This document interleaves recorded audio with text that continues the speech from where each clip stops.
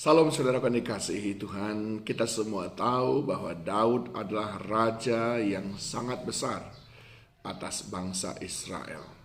Lalu dilanjutkan kepada pemerintahan Salomo anaknya.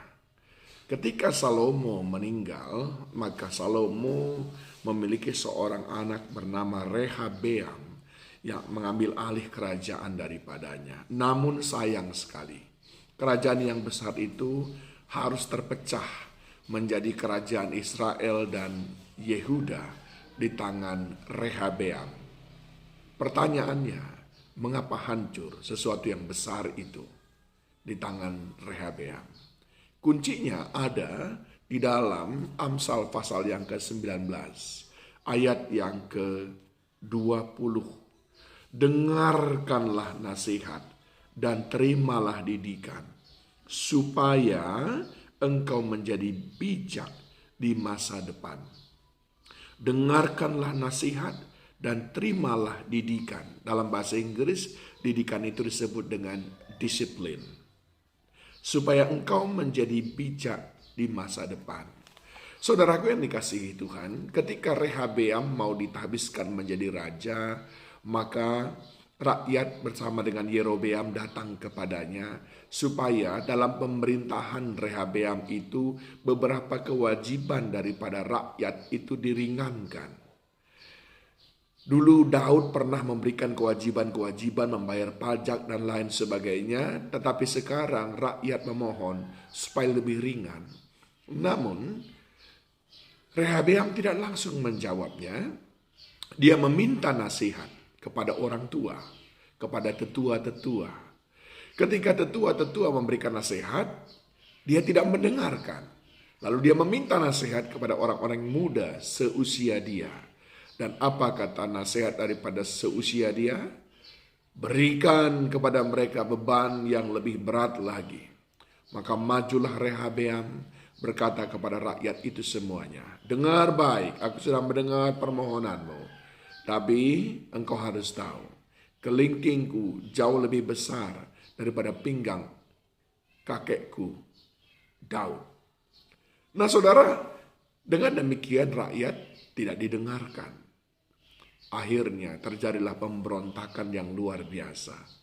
Dan mulai saat itu terpecahlah kerajaan yang besar itu menjadi kerajaan Israel dan kerajaan Yehuda.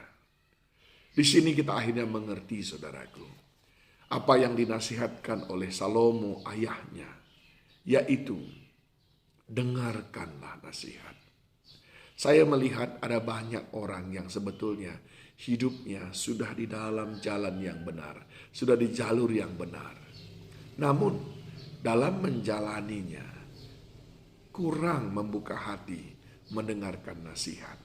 Saya melihat orang sudah masuk kepada pertobatan.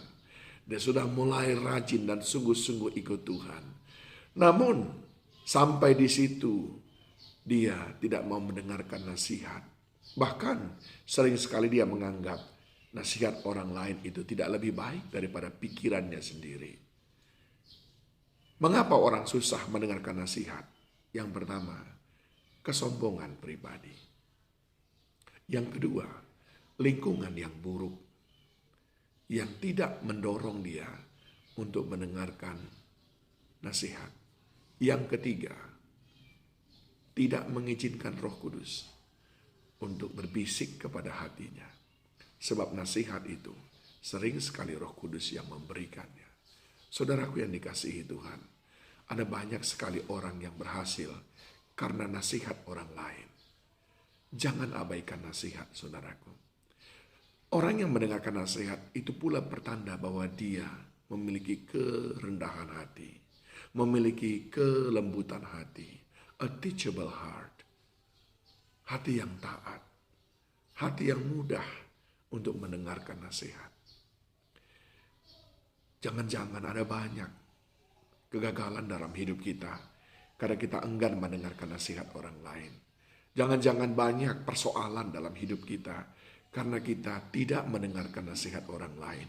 Jangan-jangan permasalahan tengah-tengah rumah tangga, keluarga kita, karena kita tidak mendengarkan nasihat.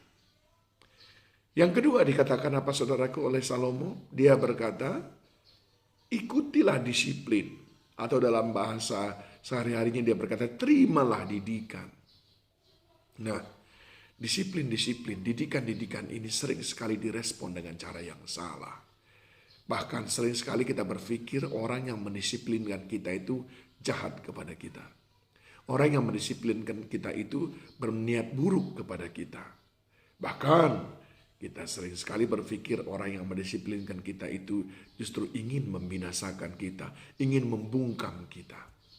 Mungkin karena dia iri kepada saya, sehingga saya dibuat seperti ini. Mungkin karena dia tidak suka saya tampil ke depan, sehingga saya dibuat seperti ini. Sama seperti anak-anak saudaraku. Ketika dia masih kecil, orang tua memberikan kepadanya disiplin. Tapi sayangnya, tidak diikuti oleh orang-orang yang sudah dewasa. Kalau anak-anak disiplinkan, dia tidak pernah menganggap orang tuanya jahat. Karena dia tahu itu kasih sayang orang tua. Tapi sering sekali dalam kehidupan kita sehari-hari sekarang, ketika ada pemimpin kita mendisiplinkan kita, suami kita menegur kita, orang lain mengingatkan kita, kita bahkan berpikir yang aneh-aneh. Dan kita mencoba menghindari disiplin-disiplin yang orang lain berikan kepada kita dengan melarikan diri, mundur, dan lain sebagainya.